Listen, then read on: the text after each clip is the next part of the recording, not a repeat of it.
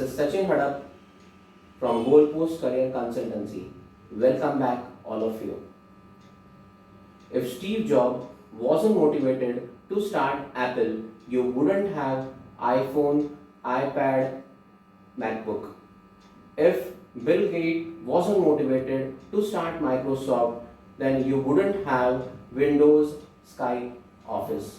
Similarly, there are so many stories in our society where we have seen people excelling their abilities, where people who have been handicapped and they were handicapped mountaineers who were able to climb the tallest mountain in the world, Mount Everest, or a student coming from a very poor background standing first in the board examination. So there are so many stories that tells us that motivation is the key element for success. Then exactly what is motivation? Motivation is an important life skill. Motivation is a biological, social, psychological state that drives a person towards a specific action based on needs and wants of an individual. In today's video, I am going to tell you two stories which showcase how motivation can help a person to overcome the struggles of life and set one's priorities in life. Once upon a time, a daughter complained to her father that her life was miserable. She was tired of struggling, fighting all the time. As one problem was solved, another soon followed. Her father, who was listening all her complaints very patiently and who was also a chef, took her to the kitchen. He then took 3 pots, filled them with water and placed them side by side on 3 high flame. Then he took potatoes and put them into the first pot. Then he took eggs, then he put into the second pot. Then he took the grounded coffee beans and put into the third pot. Then very patiently he waited for them to boil. In the meanwhile, the daughter had become restless. She moaned and was wondering what he was up to. After 20 minutes, when he saw that all the 3 things have been boiled, he then turned off the burner. He took the potatoes out and placed them in a bowl. Then similarly, he took the egg and placed them in a bowl. And then ladled the coffee out and put it into the coffee jar. Then he asked his daughter, "What did you see?" The daughter replied, "Potatoes, egg and coffee." Then he asked her to touch the potatoes. She observed that the potatoes had become very soft. Then he asked her to take out the egg and break it. When she took the egg out, she observed that the egg had become very hard, very strong. And then he asked her to have a sip of the coffee. Its rich aroma had brought a smile on daughter's face. Now the daughter was perplexed. She was curious to know and she asked her father, "What is all this all about?"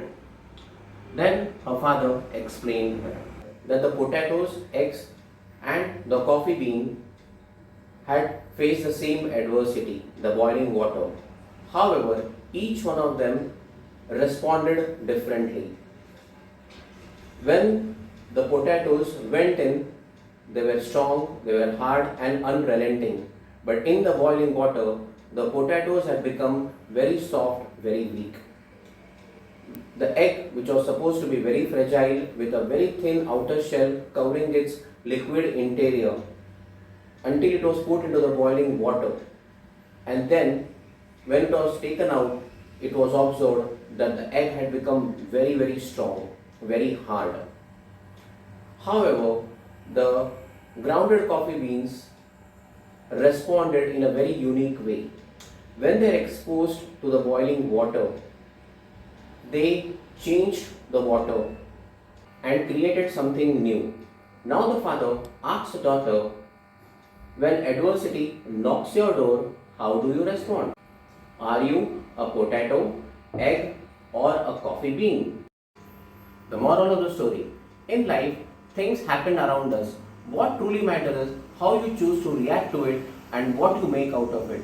Life is all about learning adopting and converting all the struggles we experience into something positive. The concluding story tells us how not to waste your precious, your valuable time, effort on unnecessary aspects of life and keep oneself motivated to achieve your goal. Once a professor entered a classroom with a jar, rock, pebble, and sand. The students were amused to see what the professor is up to.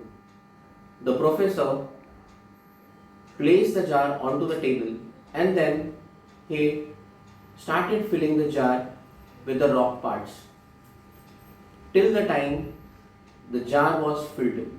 When he asked the student, was the jar filled? The student nodded yes. Then he took the pebbles and started again putting into the jar. In between, he used to shake the jar so that the pebbles were able to fill the vacant spaces. Then he took the sand and started pouring into the jar. The sand slipped into the jar and filled the entire jar. Now the professor smilingly explained to his student, this is how you should set priorities in life. The rocks are like your family, the pebbles are like your careers, and the sand is supposed to be the least priorities in your life. That is unnecessary quarrels, egos, hatred, and so on. If you put the sand on the jar first, it will easily fill the jar, leaving no space for rock and the pebble.